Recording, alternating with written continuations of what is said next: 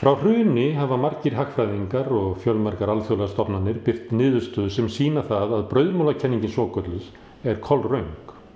Við bætum ekki kjör allra með því að bæta kjör hinna best settu. Bættur hagur þeirra hríslast ekki niður til okkar hinna.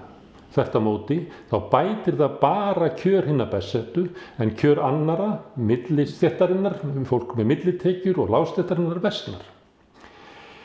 Það hefur komið í ljós að þau samfélög sem að leggja höfuðáherslu á að bæta kjör hinna verst settu bæta með því kjör allra annara.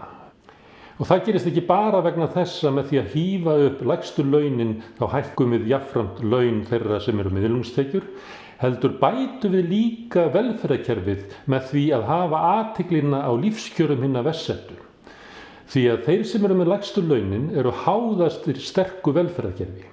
Og með því að fylgjast með þeirra lífskjörum og athuga með hvaða hætti best má bæta það, þá bætum við velferðarkerfið, tryggjum öruggt og ódýrt húsnæði handa öllum, höfum gjaldfrjálsa heilbrigðisþjónustu, lækkum kostnað við menntakerfið og styrkjum þar með samfélagið allt, sem það besta sem við getum gert til þess að bæta kjör allra í samfélaginu.